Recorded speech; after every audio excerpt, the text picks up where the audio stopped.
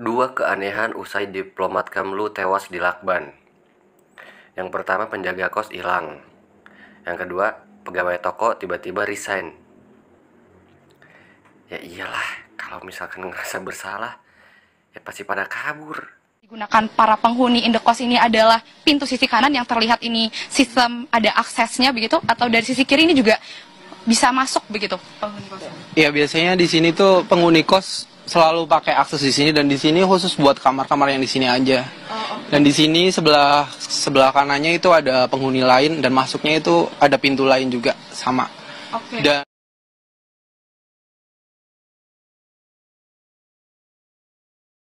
juga kalau sudah ada petunjuk ini ke arah pembunuhan, polisi kan sangat gesit kan. Pasti akan kemana-mana, kirim surat panggilan gitu kan. Ya nangkaplah bila perlu Ya ini nggak ada. Stop scroll, makin kesini, makin banyak rekaman CCTV dari kasus kematian Arya Daru Pangayunan yang mulai terkuak.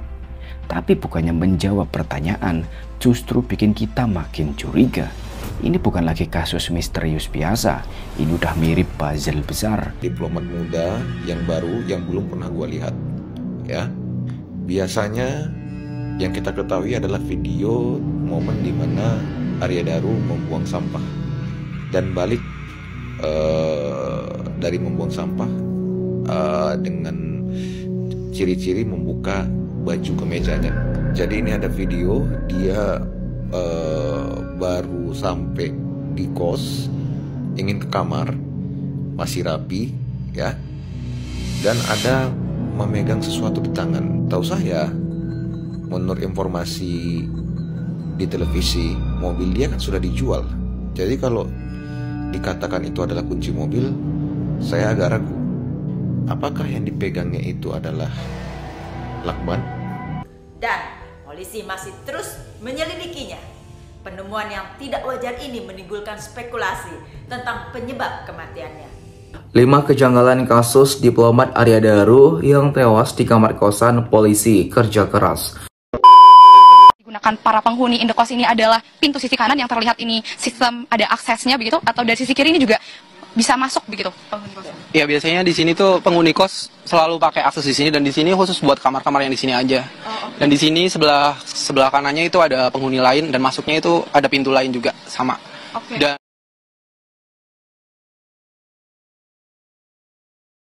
juga sama. Dan kebetulan saya yang tahu pakai akses ini doang ya, yang di situ nggak kelihatan. Oke, berarti cukup jarang untuk menggunakan sisi yang pintu kos sebelah kiri begitu ya? Oke, cukup jarang untuk menggunakan sisi yang pintu kos sebelah kiri begitu ya? Oke, Mas.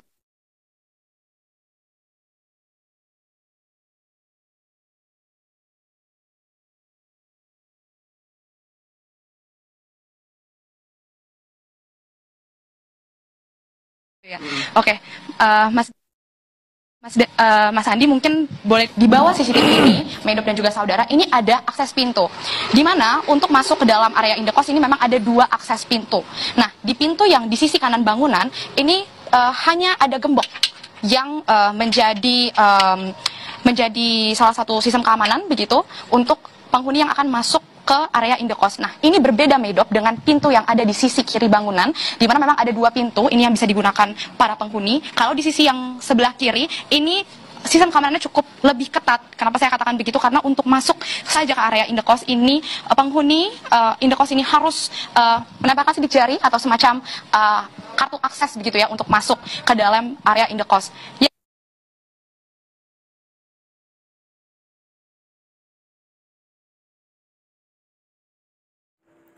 Dua keanehan usai diplomat Kemlu tewas di Lakban. Yang pertama, penjaga kos hilang. Yang kedua, pegawai toko tiba-tiba resign.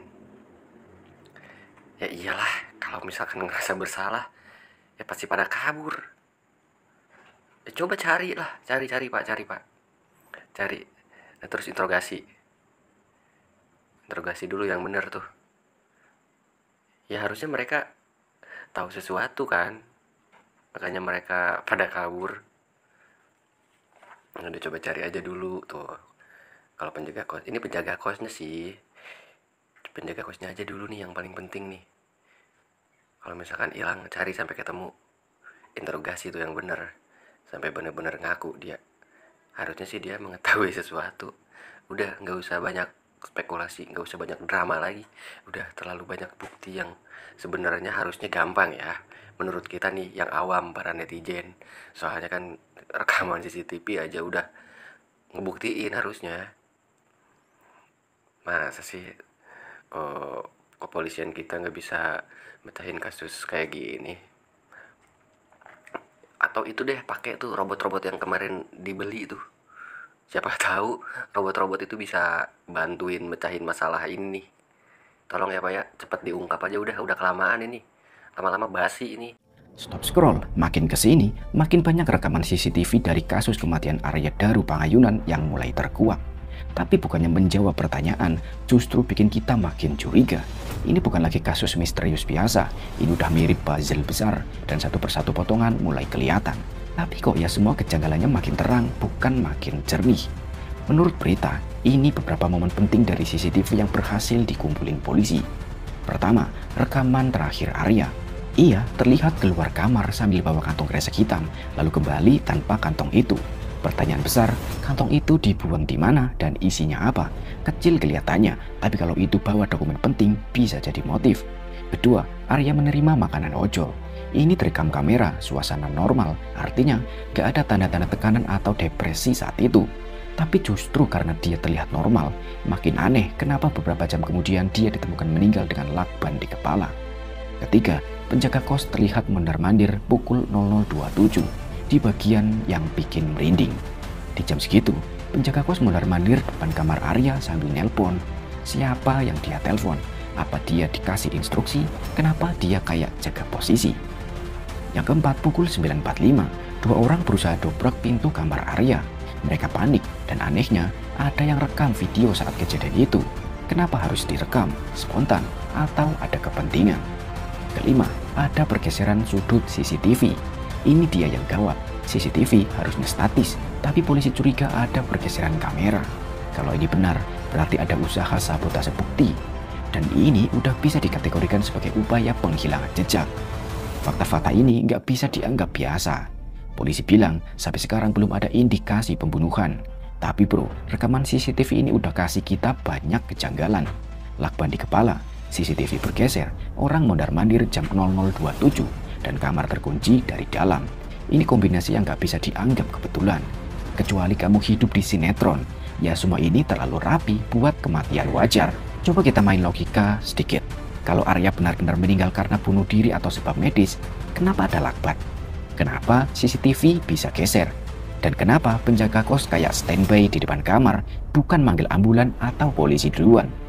Setiap detail ini ngasih sinyal bahwa Arya bisa jadi sengaja dibungkam. Apalagi kalau dikaitin sama kabar-kabar dari ponakannya yang bilang Arya sedang pegang data penting dari Kemenlu. Bro, ini saatnya kita buka mata. Kasus ini bukan cuma soal orang meninggal di kamar kos. Ini soal seseorang diplomat muda yang punya akses ke data penting, mati mendadak, dan CCTV-nya penuh kejanggalan. Kalau ini kita biarin, kita bisa terbiasa melihat orang baik mati diam-diam dan kebenaran hilang pelan-pelan. Saya gak bilang ini 100% pembunuhan, tapi sampai bukti nyata keluar, kita sebagai publik berhak terus nanya dan curiga. Gimana menurut kamu? Apakah kita cuma dikasih potongan-potongan buat nutupin cerita utuh yang lebih gelap? Atau sebenarnya ada yang memang disembunyikan dari awal? Tulis pendapatmu di komentar, dan jangan lupa share ke teman-temanmu, karena makin banyak yang buka mata, makin sulit buat nutupin kebenaran.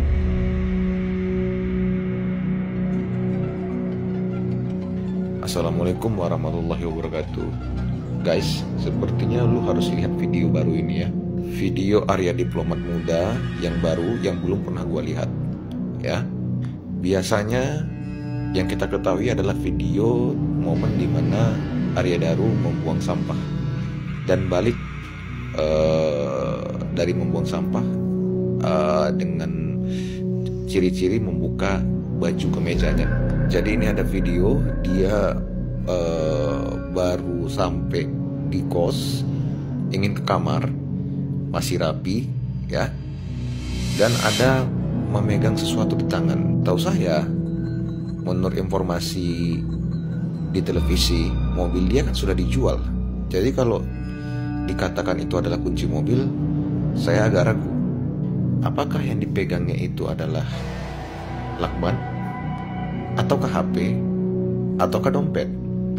Dan yang lebih menarik lagi adalah seperti yang saya katakan di video-video sebelumnya, apalagi teman-teman followers Mata Kaki yang sudah mengikuti video saya sebelumnya, saya selalu bersikeras bahwa pelaku ada di sekitar kos. Pelaku ada di sekitar kos.